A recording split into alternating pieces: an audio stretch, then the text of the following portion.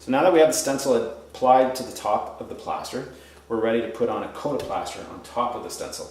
So the first thing you want to do, actually the first thing you want to do before I do this is just make sure you don't have any air bubbles. I mentioned this in the last step, but otherwise the plaster can bleed underneath the design. So this is what will help to give you like laser sharp lines when you have good adhesion everywhere. So just run your finger over the areas, make sure there's no areas peeled off or any type of air bubbles. So that's good. I think mine too. Yours is good? Yeah. So you're like, I'm ready to go. Yeah. okay, so take your 1-inch trowel, and all you need is a little bit of your lime plaster, not a lot. So you can sort of see how much it pulled off here. Is that too much? It might be, but don't worry about it. You can just put that on. Okay. And I'll just lightly dab in around the areas that you want to have it at first. So I don't have to put it all over. It's just where the letters are going. Exactly. You don't have to waste any on the black stencil if you can afford to do that. In mine, it's kind of hard to do that, so I'm going to cover the whole surface just to make sure that the plaster goes into all the white areas. And you're basically applying a skim coat here, not a real thick coat, because the thicker you put on, the harder it is to peel your stencil off. So in this case, we'll go back to the 3-inch trowel and lightly press down and move it over the surface. I think I'm going to stick with my 2-inch trowel because I just have the letters to cover. Yeah, you're right. You don't need this big face to get it all into the areas.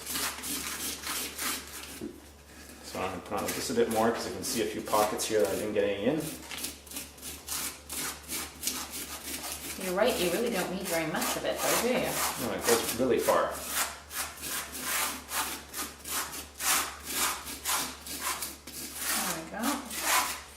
And you can spend a couple minutes doing this. It's not a big race or against time here when you're doing this. You just want to make sure that you've got the surface on.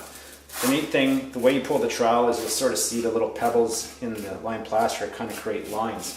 And that's just organically distressing the surface. So mine's done. I can sort of see it's got like a ghostly appearance. You can still see the image behind, which is what I want. It's not on too thick.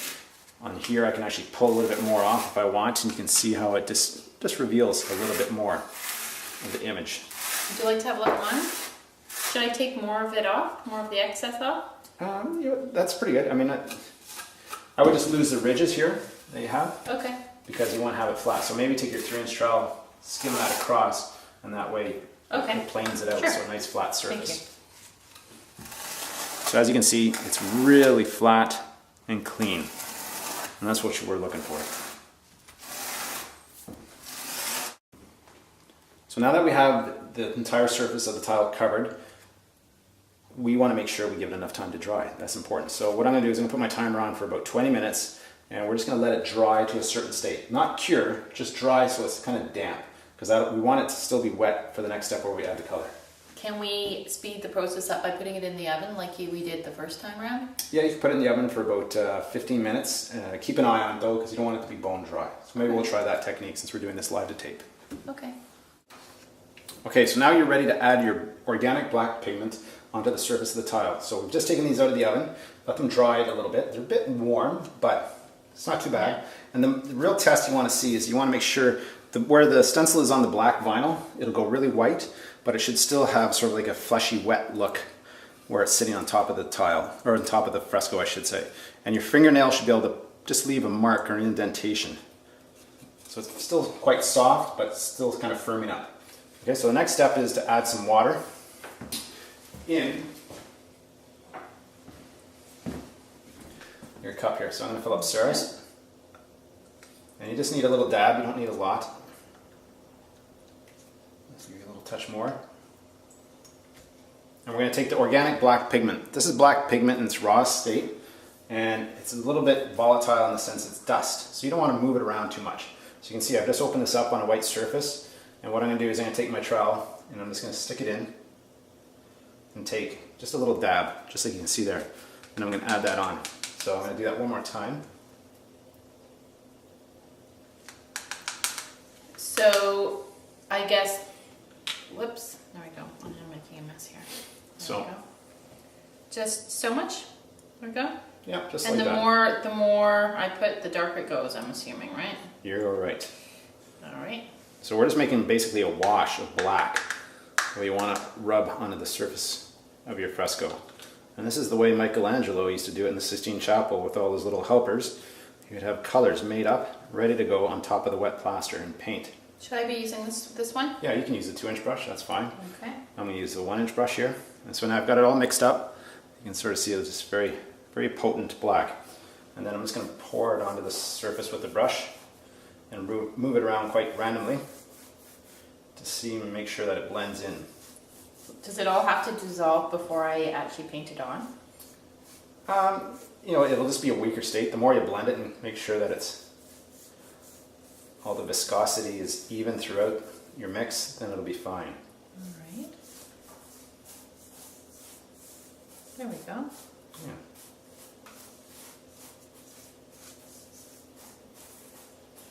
So what the plaster is going to do is it's going to absorb this surface of color into the actual layer of plaster. So you're not painting on the surface, you're actually embedding the color into the plaster.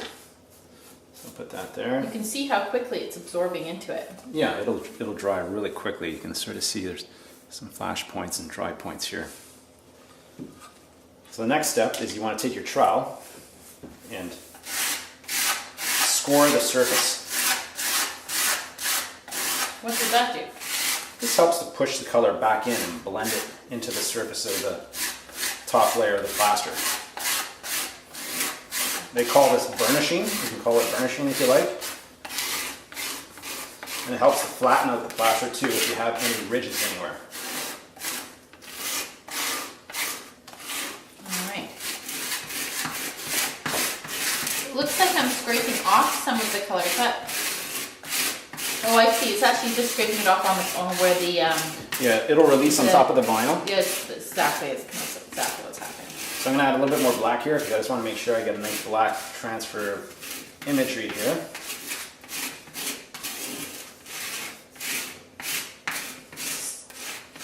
So the more pigment we put on, the darker it goes. That's right. Okay.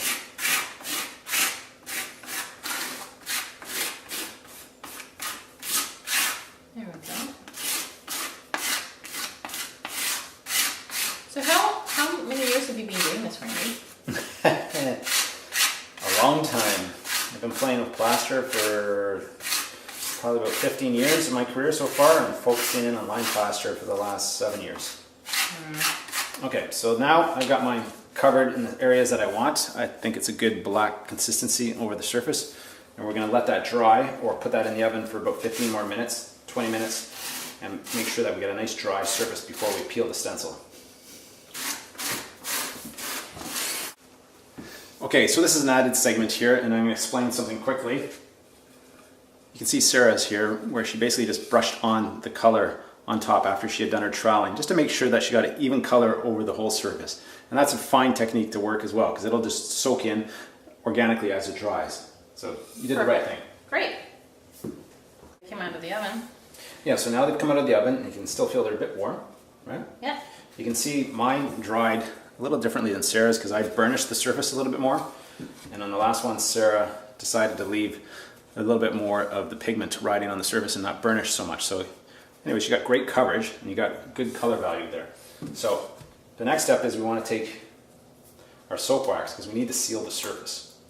So when we seal the surface, the soap wax, it's very watery. You can see it's bubbly. Right? It just looks like your dish soap almost. And you just want to put a liberal amount over the entire surface of the tile. Okay. So I'll just take one more dab. That part is for you. What is this stuff? It's soap wax, and it comes from the south of France. It's called Marseille soap wax. Oh, and it's a unique product. I use it a lot in my decorative artwork to seal some of the frescoes we use in commercial applications. And it works great with our fresco tiles. So I'm just going to wipe off the surface. You can use your cheesecloth here or a paper towel. It doesn't really matter. I'm just letting that soak in. So what does this do? It basically seals the surface of the lime plaster itself, but it's also absorbent still, which is kind of nice. So you kind of get more of an authentic feel with glazes when you do that next step on top. It doesn't look like a plastic coating on it. It's more organic, more natural. So you can see it's just basically a wet surface right now, and it'll dry back kind of at the state it looked like just before we did this step. How's that, ready? That's good. Perfect. Okay. So now our soap wax is drying. As you can sort of see, the stencil is still a little bit wet, but on the sides, wherever the black vinyl was, it really dried quite quickly. So you can see the same in Sarah's. So you got the City of Light, and your fleur-de-lis is ready to do the next step, which is peel off and reveal your image. Okay. Just a word of note too, you're going to make a little bit of dust here because when you pulled off the plaster, it likes to fragment quite a bit. So you always do this in an area where you want to make dust and you want to have a vacuum or a brush to clean it up.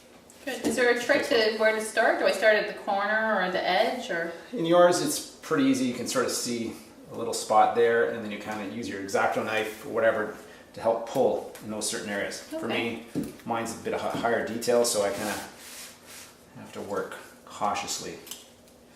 Patience is what you need. You definitely don't want to force things.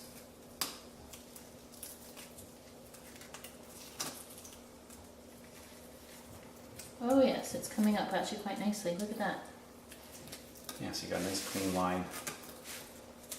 The same thing with mine here. Get a nice dimension and shape from the stencil. Gives a nice inlay relief effect. There we go. You can see how the dust comes off, little bits of fragments of dust. Uh-oh. Is that all right? Yeah. Just A pull little lightly. bit of the plaster comes off, it's okay? Yeah, because you can always add some in after. Okay. Okay.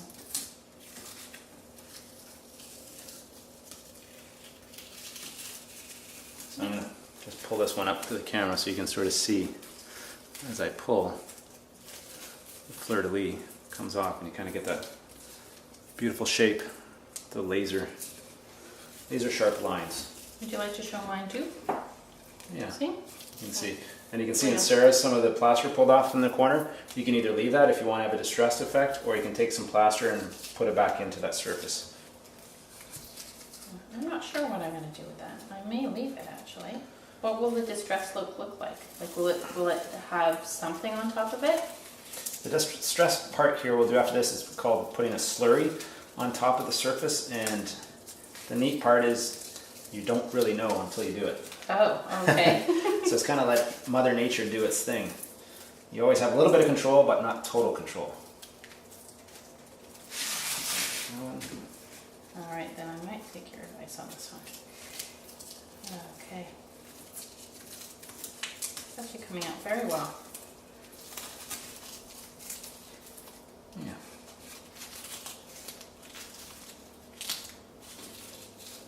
Now where my plaster is coming off, is that because I did something not quite right when I was applying it?